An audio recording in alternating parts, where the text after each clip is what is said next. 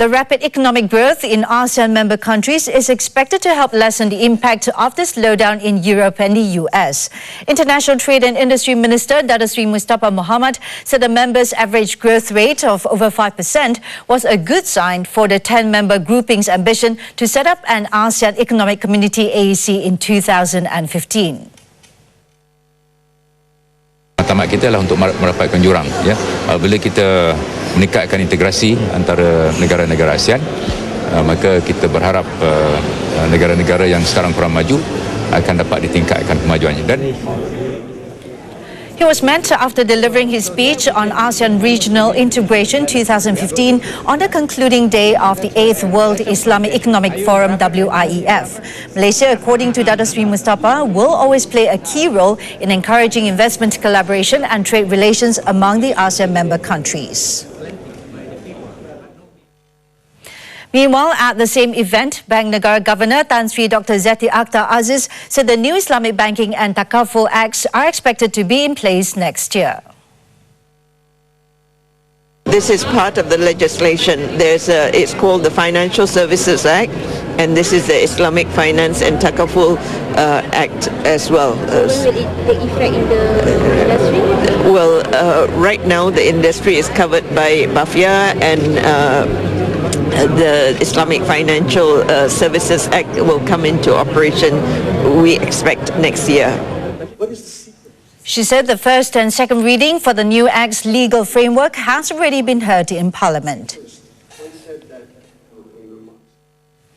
And as for the WIEF Foundation Chairman, Tun Musa Hitam said despite the just concluded forum being the first, which was least attended by country leaders, it still recorded high participation with over 2,100 delegates from 86 countries. Tun Musa said positive ideas presented by delegates should not stay merely as ideas but needed to be taken up. But when you have these people up here and everybody, the connection with everybody is they're either Muslims or they are interested in Islam, or they are benefiting from Muslim views, or they learn, and it's whether they're a business partner or trading partners or any kind of a relationship. So this is very important, and again, mashallah, Malaysia has been extremely hospitable, accommodating to the delegates. As you know, I'm a delegate from the United States, and again, it's my first visit to Malaysia. Malaysia is a pioneer and exemplary country to many of us, especially for Russia, and Malaysia being a multinational country is examples for European and especially Russian Federation as a country which tries to implement the norms of the religion or norms of ethics to the utmost possible way, positive way, in order to develop the society and the country. I hope in the future to see Malaysia as a center for Islamic studies in general, especially in banking and finance. Malaysia and other Islamic countries as well. And Malaysia will be a successful model in economic and social development to show all Asian countries and even the Middle East.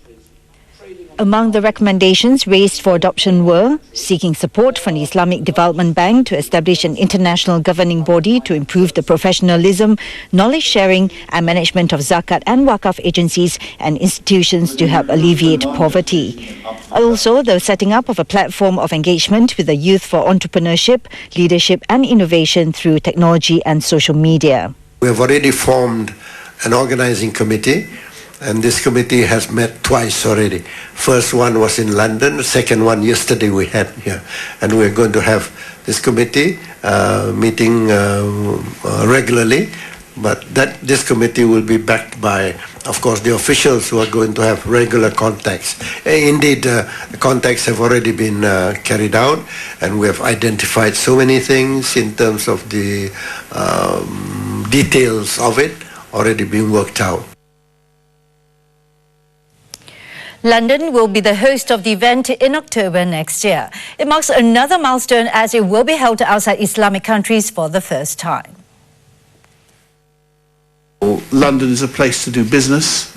It's a great opportunity for people to interact with a lot of those companies that are based in London, not just in the area of Islamic finance, but also in the world of fashion, in technology, of the biotech industries, in education. There's all of these things there as well.